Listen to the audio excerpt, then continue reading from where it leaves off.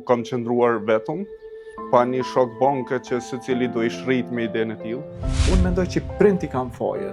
Prind do të me fol me fëmijë, do të me kqyr fëmija me kam po shoqënohet. Këtu janë situata që vazhdojnë me përcjell gjatë gjithë jetës.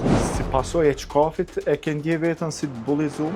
Që quaj unë lloj bullizimi i pavetëdijshëm i individëve ndaj meje. Sa ka qenë vështirë për ty me shku në shkollë dhe mos me pas një shoqëri, një shok, edhe gjithkohën tulesh në një bankë të qëndrosh vetëm. Se shumica nuk më kanë trajtuar mjaftueshëm mirë gjatë pjesës shkollimit. Sa e ke vujt këtë pjesë? Një fëmijë cili ka qenë tërësisht i izoluar prej masës, rrethit, me arsye nga më të ndryshme. Edhe ai shkreti që nuk ka pas, ajo është dash s'ka pas as shoqni, as përkrahje. Kurse tash kur diskutoj me disa prej tyre nuk më njohin me mënyrën se çush unë e kum transformu veten. Mendoj që kam qenë i bullizuar pa dëshirën tam, ka pas vitet shkollës fillore ku nuk kam pas asnjë mungesë. Nëse më lënë, s'kam pas atë abuzim mbi ti. Nuk e edukoj një fëmijë sa duhet me qenë një fëmijë më i përgatitur. Se kam qenë jashtëzakonisht shumë i lidhur me prindin, ka qenë edhe një humbje shpirtërore. Me qenë se është vështirë dhe dikush ndoshta ndihmon një herë, po çdo muaj është pak e vështirë kjo pjesë. Thjesht më kujtojshin çdo herë kujtimet e tina, më kujtojshin fjalët e tina, edhe më jepshin një shtytje që unë më vazhdo përpara.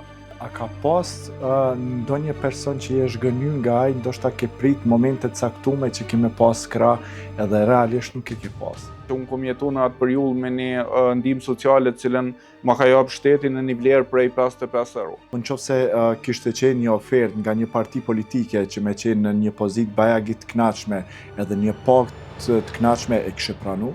Kisha ndoshta një 5 euro sa 10 për me jetu, ndoshta ish mesi mujt ose ish fundi mujt që u duke me prit pastaj datën tjetër.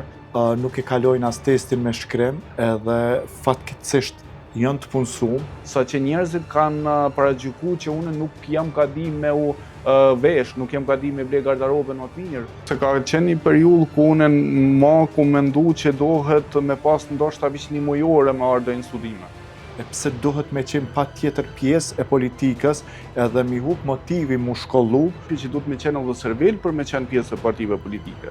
A ka pas ndonjë moment që jeni dorëzu? Nuk kom pas mundësi ndoshta as mujoren me pagu, jo mujoren pas qëndrim, as mujore ose diçka tjetër. Kjo ndoshta ka qenë arsyeja kur ti morre një vendim edhe vendose me lënë Kosovën. Kjo ka qenë momenti ndoshta i dytë më i vështirë në jetën tim, ku unë u du fëmijë mu shkut për ëndra fëmija, mu shkut për idesë që unë kam ëndra. Nga përshkruni momentin kur u përshëndeta ditë me nonën? Dhe në momentin ku jam lodh me veten, ku më kalu dhe fazat vështira, unë jam largu me një maj, edhe mbaj men kujtesë si pikë, edhe ku më vendos vetë si shej protestë. Jam i angazhuar në logistik ose në logjistikë dhe shpedicion në pjesën e administrimit të projekteve ndërkombëtare edhe përgatitjen e dokumentacionit për transport ndërkombëtar. Ju ftojmë që të bëni pjesë e këtij udhëtimi emocional çdo të shtunë nga ora 19, vetëm në kanalin tonë zyrtar në YouTube, Rrëfim Jete me Baki Zeqiri.